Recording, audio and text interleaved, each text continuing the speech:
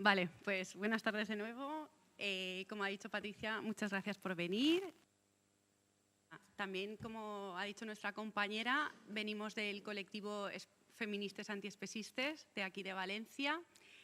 Y bueno, somos un colectivo que surgimos a raíz de la Feria Vegana del año pasado, que estábamos en el Punto Violeta. Y bueno, pues el grupo de mujeres que luego conformamos decidimos generar este colectivo. Nuestros objetivos son visibilizar la relación que hay entre el feminismo y el veganismo. Entonces, nada, lo que vamos a recoger en esta charla es un poco lo que nosotras, a través de nuestras acciones, queremos visibilizar. Así que empiezo con la charla de hoy, ¿vale? Bueno, el feminismo y el veganismo son llamadas a la no violencia. Tal concepto está basado en la igualdad, en el respeto y en la empatía. Y ninguno de estos dos principios puede ser utilizado de excusa para usar la violencia. Igualdad Animal define el veganismo como un estilo de vida basado en el respeto hacia los animales. El considerar que los animales son individuos con intereses que merecen ser respetados tiene implicaciones prácticas que evitan que miles de millones de animales durante segundos mueran en el mundo, en granjas peleteras, mataderos, circos, zoos, acuarios, etc. Desde el veganismo se considera que ningún animal debe ser tratado como nuestra propiedad y que cada uno debe ser libre para vivir su propia vida y no ser nuestra mercancía. La ética vegana está fundamentada en la idea de que la violencia contra otros seres sintientes es injustificada y debe acabar. El sexismo y el especismo se manifiestan mediante patrones opresivos de jerarquía, poder y dominación semejantes, y ambas formas de discriminación se hallan conectadas, como lo evidencia el lenguaje. Hacer una diferencia entre humanos y no humanos es una actitud especista. La lucha llevada a cabo desde el feminismo por la igualdad debe ser necesariamente antiespecista. Muchos son los ejemplos de... Yo he escuchado que el tema del antiespecismo y del veganismo como que es una moda. Y bueno, pues si hacemos miramos un poco la historia y sobre todo también retomamos el feminismo, tenemos el caso de muchas mujeres sufragistas que en la cárcel ya se declararon vegetarianas. Nombres como Charlotte Dispart, Rosa Parks también era vegetariana y Coretta Scott. El feminismo consiste en deconstruir lo que socialmente está impuesto desde el sistema patriarcal en el que vivimos, pero hemos de hacerlo en toda su extensión para poder continuar con la lucha. Desafortunadamente, ser víctima de un tipo de discriminación no impide cometer, a su vez, actos discriminatorios. Es necesario entender que si nos oponemos a una forma de discriminación, debemos oponernos al resto de discriminaciones, y no solo cuando los individuos afectados por dicha discriminación son miembros de una determinada especie, de una determinada raza, de un determinado género, etc. Oponerse al especismo es incompatible con el sexismo o con cualquier tipo de discriminación. Dentro del movimiento animalista nos encontramos en ocasiones, por desgracia, con actitudes sexistas que refuerzan nuestra discriminación como mujeres y nuestra cosificación. Ejemplo de ello son muchas de las campañas de concienciación que desde mogollón de organizaciones que están haciendo campañas de concienciación contra el maltrato animal, pero a nosotras nos tratan como si fuéramos un reclamo sexual. Y se siguen perpetuando y reproduciendo los mandatos patriarcales sobre nosotras. Aquí tengo fotos. A mí estas dos fotos, la verdad es que me parecían bastante heavies. Y bueno, no solamente son fotografías, sino, por ejemplo, yo también he visto en determinadas asociaciones, bueno, y organizaciones, porque no sé, cuando hacen, por ejemplo, los panfletos, el lenguaje, por ejemplo, no es inclusivo. O sea, se utiliza siempre el masculino como genérico. Esto también es llamativo, que cuando se hacen campañas contra las empresas peleteras, se nos suele hacer el reclamo a nosotras, a las mujeres, como si los hombres no calzaran zapatos de piel, ni tuvieran, o sea, los cinturones, las carteras, chaquetas. Es como... Bueno, y de hecho hay una frase que es, ¿viste? Matan a los zorros para vestir a las zorras, ¿no? No sé si lo habréis escuchado, o sea, tiene una violencia brutal. Esta es una, y luego, por ejemplo, esta, ¿no? Esta fue muy famosa, esta campaña, Tu madre. También es que el tema del género, ¿vale? Bueno, continúo con la charla. Reforzar los prejuicios contra las personas que no cumplen con la normativa estética patriarcal no es el objetivo del veganismo. Entonces, lo que nos urge es trazar una línea paralela entre ambos movimientos, reconocer la continuidad entre el feminismo y el veganismo y no realizar una lucha fragmentada y decir, es que lo que a nosotros nos importa son los animalitos, no, es que a nosotras como feministas lo que nos interesa es el tema de las mujeres. No sé si conoceréis a Carol J. Adams, que es la autora que en 1990 empezó a hablar de la interrelación entre ambos movimientos en su libro La política sexual de la carne, que es una teoría crítica feminista vegetariana. Dicha autora nos muestra la intersección entre la explotación de las mujeres y los animales, estableciendo una relación entre los valores patriarcales y el consumo de la carne, por medio de lo que ella denominó el referente ausente. El referente ausente funciona para ocultar la violencia inherente que hay en el consumo de la carne. Entonces, la carne es el producto final de la violencia que se ha ejercido y, en este caso, el referente ausente sería el animal asesinado. Esto con las mujeres también pasa. La política sexual de la carne argumenta que la dominación patriarcal y la opresión de los animales están vinculados, de modo que tanto las mujeres como los animales funcionamos como referentes ausentes, en un proceso que permite al consumidor ver a otros seres como meros objetos, sin tener en cuenta el sufrimiento que ello conlleva. Igualmente, establece un paralelismo entre los animales que son usados para alimento y las mujeres que son utilizadas para un reclamo sexual. Aquí tenemos otras dos fotos que también me parecen como muy gráficas. Desde el feminismo se ha identificado el sistema de organización social y político como injusto, ya que está construido en la consideración y en el trato desfavorable de unas personas frente a otras y que se manifiesta en la existencia de desigualdades estructurales. Pero de forma similar, la desigualdad y la injusticia podemos observarlas en todos aquellos individuos que no pertenecen a la especie humana y que son explotados y discriminados de forma sistemática por la amplia mayoría de seres humanos, incluidas las feministas. Pensemos, por ejemplo, en las féminas de otras especies animales. Son utilizadas para parir constantemente, víctimas de cualquier tipo de violencia. Son inseminadas, utilizadas como máquinas de crianza y son tratadas, pues eso, como meros objetos. Explotadas por sus leches, por sus huevos, vamos, por su ciclo reproductivo. Y bueno, y ya sabemos que pues cuando ya no dan un beneficio económico, pues sabemos que se van a los mataderos, ¿no?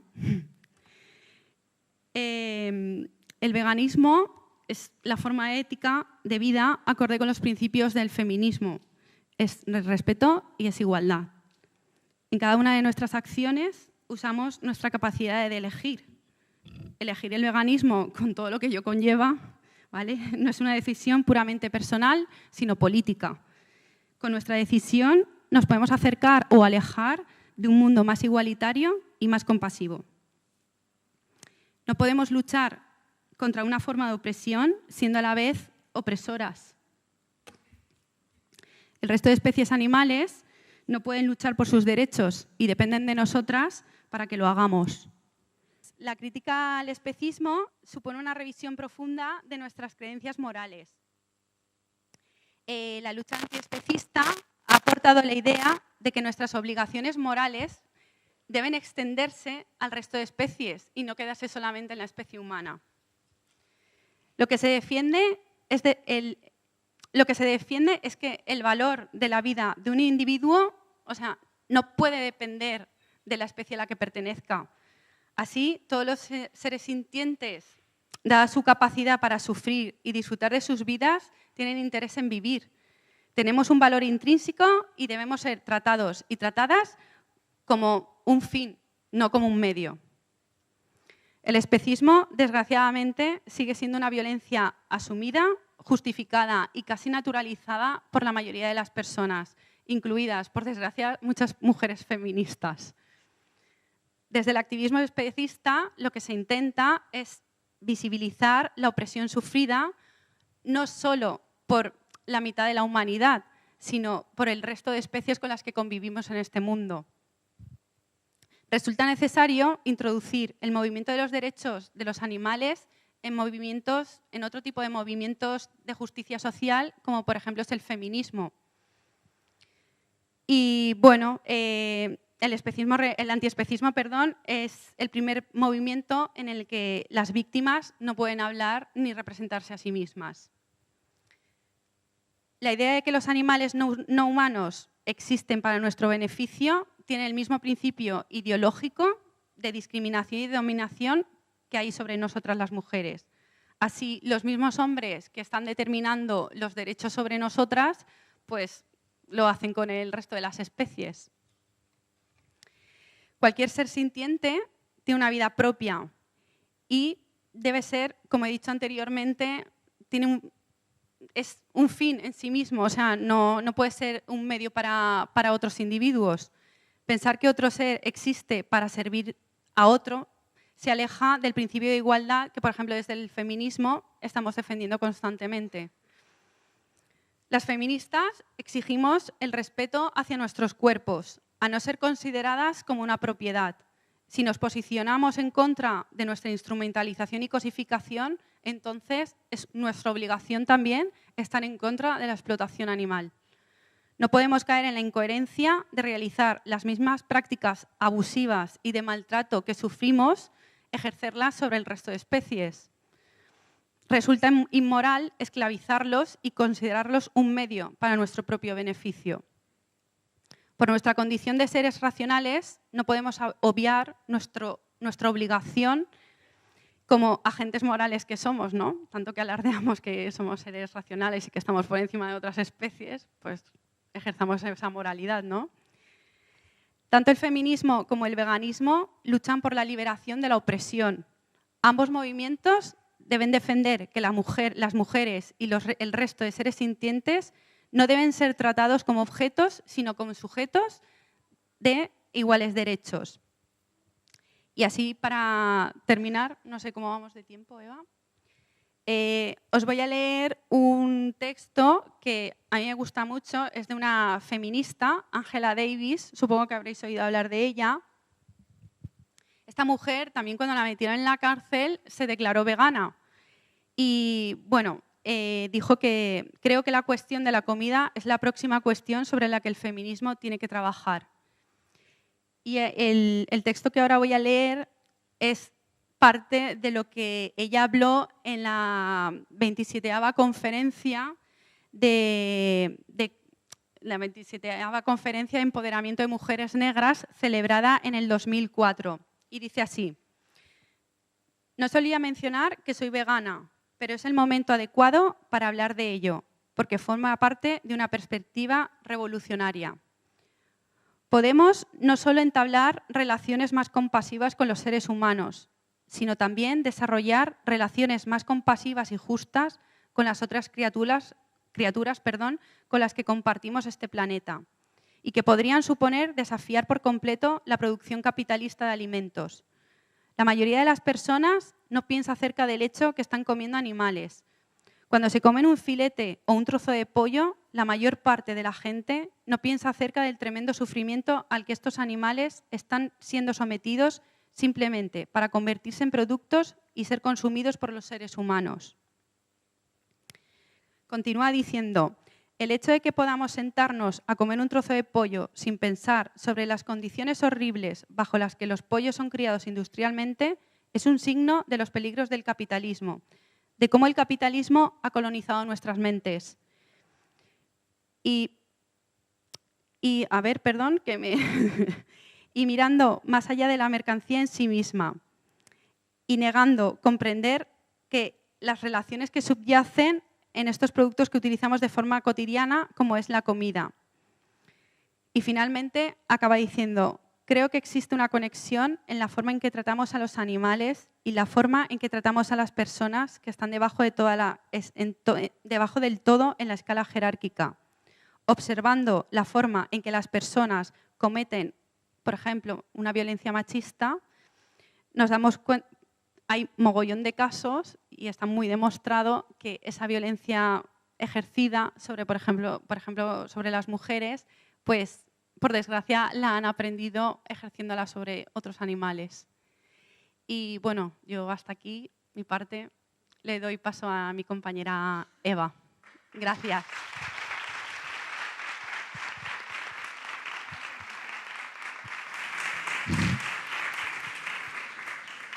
Hola, ¿me escucháis?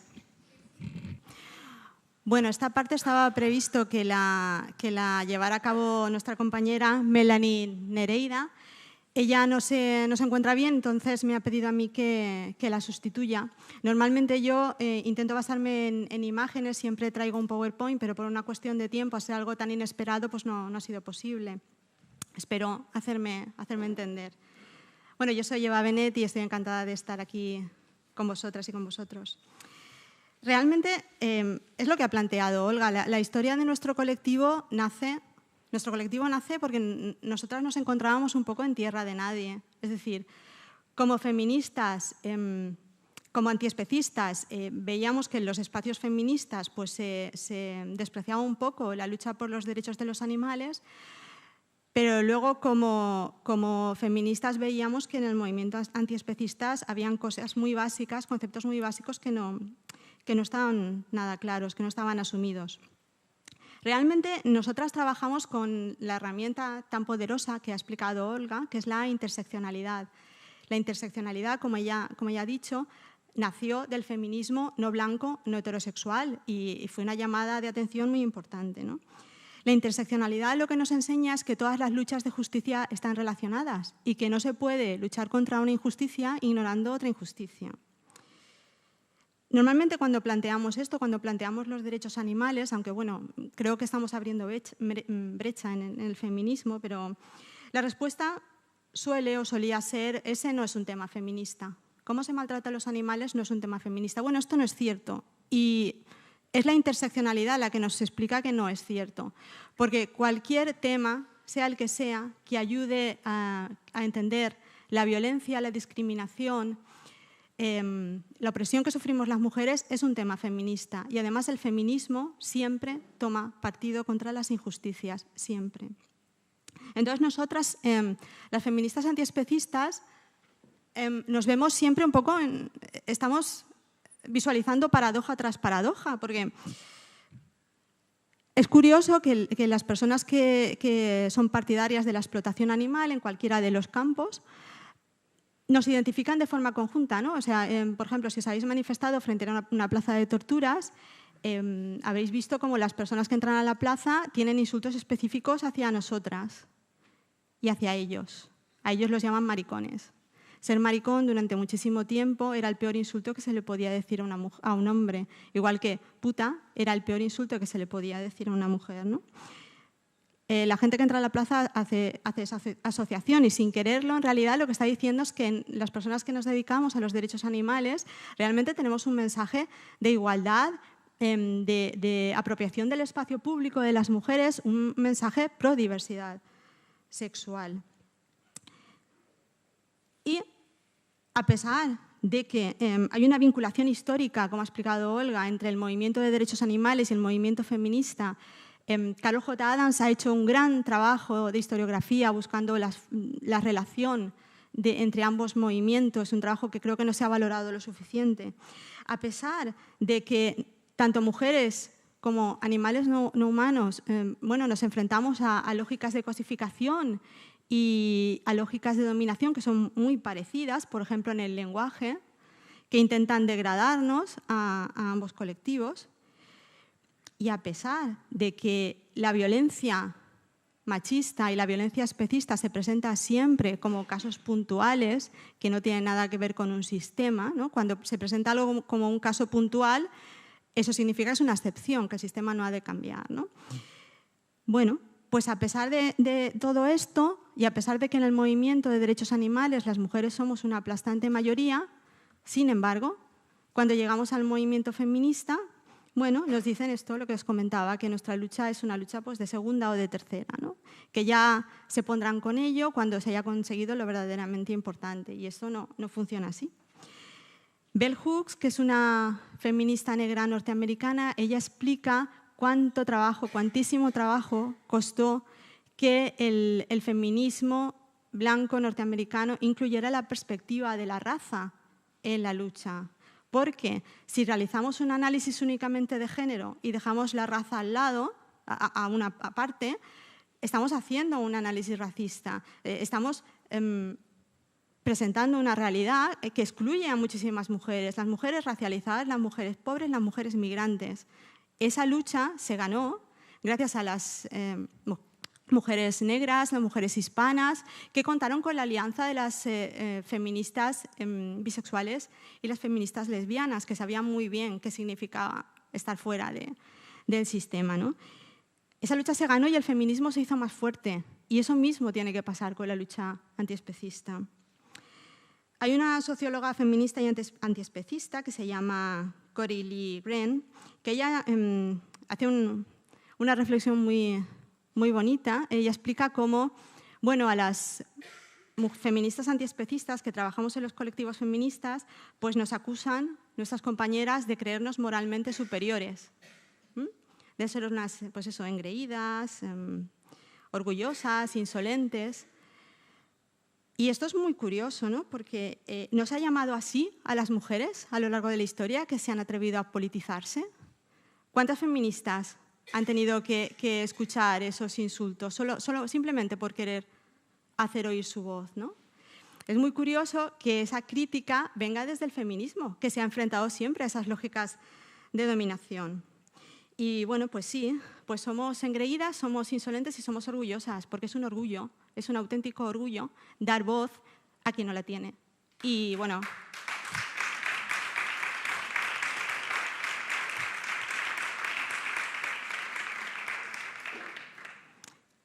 gracias. Lo que sucede es que en el feminismo nos enfrentamos al privilegio de especie y tenemos que acabar con ese prejuicio. ¿Qué es lo que es? Una idea preconcebida basada en una situación de poder, y tenemos que cambiarla, y lo haremos. Lo vamos a hacer utilizando los argumentos feministas. Eso por una parte. Ya estamos pegadas con parte del movimiento feminista, pero llegamos al antiespecismo. ¿Y con qué nos encontramos? Con que en este movimiento se reproducen dinámicas de discriminación, dinámicas de abuso y dinámicas de violencia. Y de esto tenemos que hablar claro, porque la única manera de vencer todas estas injusticias es plantearlo, hablarlo y superarlo. No tenemos por qué estar de acuerdo en todo. Cada persona puede tener su visión respecto a la lucha antiespecista, cuál es la mejor estrategia, pero hay unas líneas rojas que no deberíamos pasar. ¿Habéis oído hablar del pinkwashing, purplewashing? Bueno, se traduciría como el lavado rosa o el lavado violeta. Más o menos sería utilizar, por ejemplo, el feminismo, public washing. El pinkwashing se utiliza para la lucha LGTBI, de las personas lesbianas, gays, trans o bisexuales, ¿no? Pues utilizar el public washing, el lavado violeta, generalmente utilizar argumentos feministas y para llevar a cabo políticas racistas. Eso pasa mucho con el hijab, el pañuelo de las mujeres, ¿no?, musulmanas. Entonces, de pronto hay gente que se vuelve súper feminista para atacarlas a ellas. Pero si tenemos que hablar de coeducación, si tenemos que hablar de diversidad afectivo-sexual, si tenemos que hablar de libertad de las mujeres a decidir sobre nuestro propio cuerpo y nuestra maternidad, automáticamente ese feminismo en esas personas desaparece más rápido que una corrida de toros si no hay subvención. ¿Por qué? Porque al feminismo no les interesa, lo que quieren es atacar a esas mujeres. ¿Y con qué nos encontramos? Con que existe el animal washing o vegan washing. Bueno, esto me lo he inventado yo un poco, ¿no? No sé si estoy apropiándome de la idea de alguien, ¿no?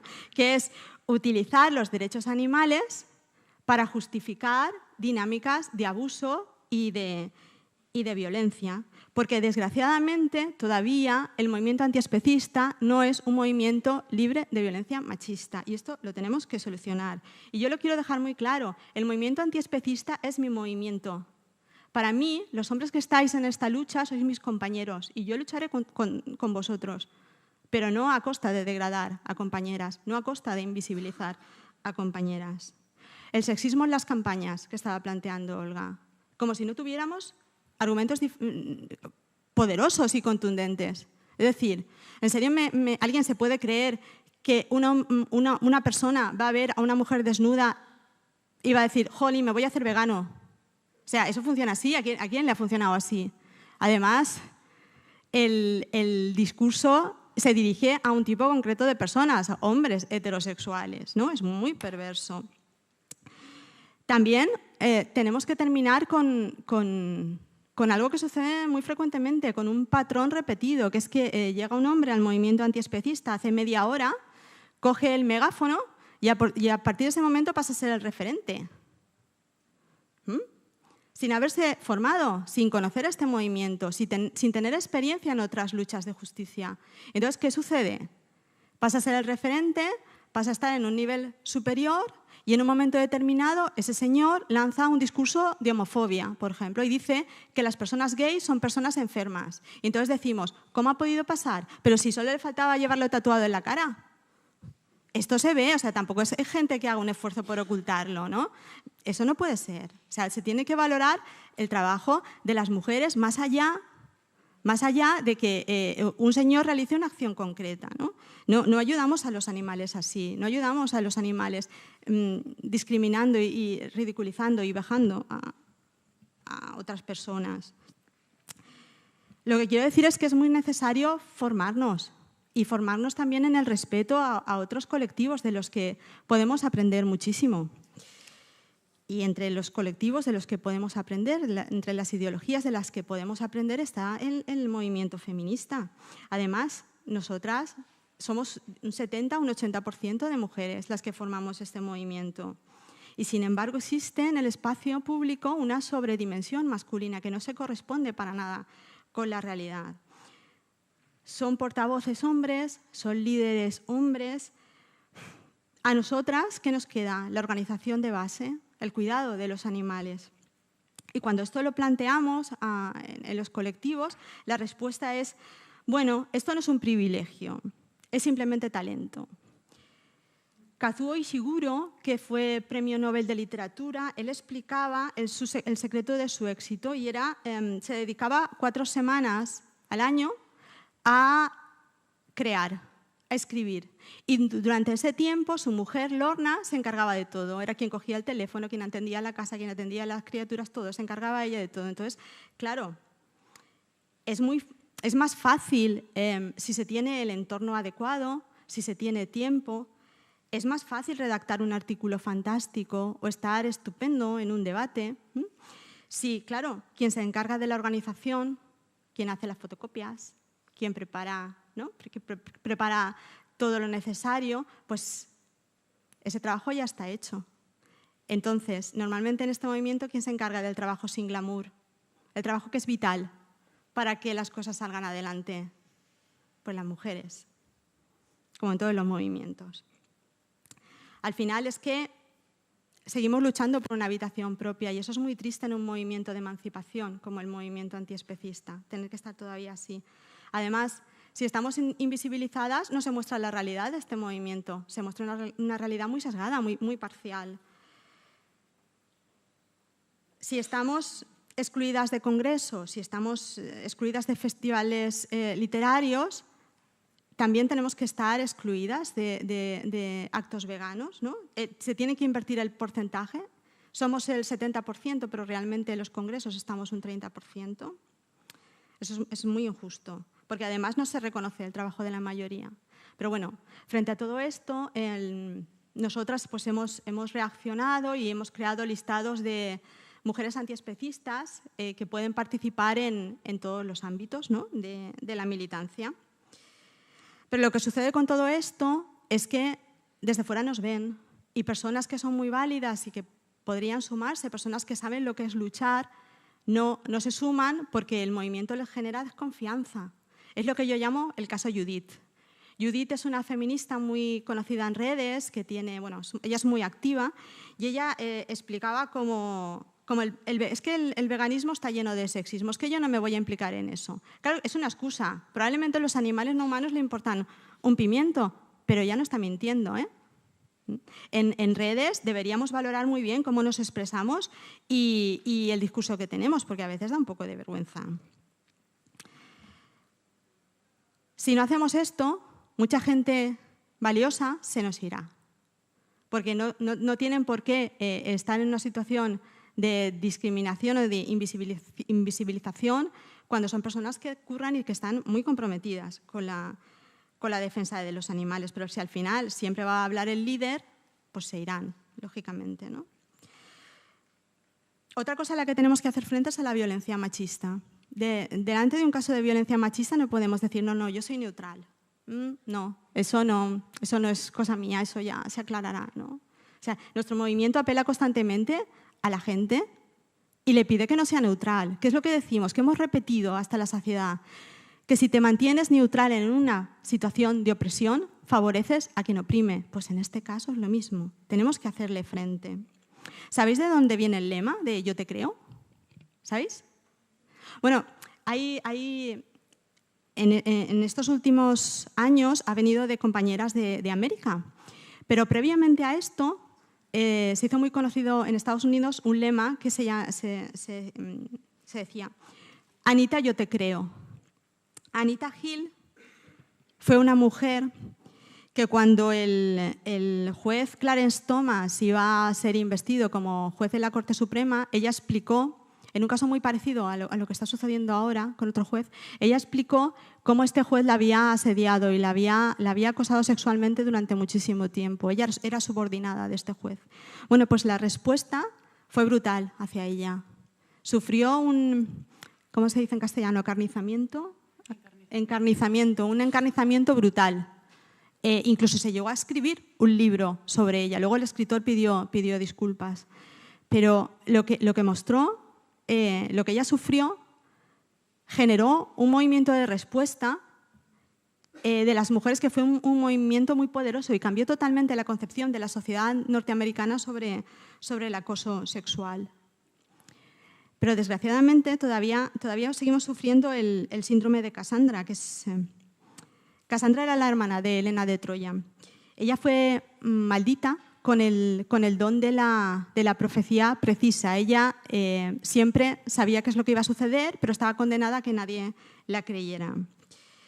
Su familia pensaba que estaba loca y que era una mentirosa. Incluso llegaron a encerrarla, hasta que Agamenón la rescató y la convirtió en su esclava sexual. Y como quien no quiere la cosa, pues al final acabó asesinada a su lado. ¿Por qué nadie creía a Cassandra? Porque Apolo intentó tener relaciones sexuales con ella y ella dijo que no. Y un poco todavía estamos ahí, ¿no? Todavía tenemos que demostrar que las agresiones sexuales han sucedido, que son agresiones y desgraciadamente todavía escuchamos de compañeros y de algunas compañeras como no, si tú tienes que probarlo. Tú, a ver, ¿hay alguien que lo vio? Como si hubiera un vídeo, ¿no?, de eso. Es una violencia muy específica, con unas características muy específicas, y para armarte de valor y decirlo en público, bueno, no es algo muy fácil de hacer. Y al final nos encontramos con una advertencia. Tratar a las mujeres como si fuéramos basura puede ser que no sea ilegal. Es así. Hay muchos actos de desprecio que no son ilegales. Y yo no digo ni que lo sean, ¿vale? No pido ni que lo sean. Pero tratarnos así, al final pasará factura. Y si este movimiento no se pone las pilas respecto a esto, le pasará factura. Y ahí perderán también los animales. Así que el feminismo es una cuestión clave. Y bueno...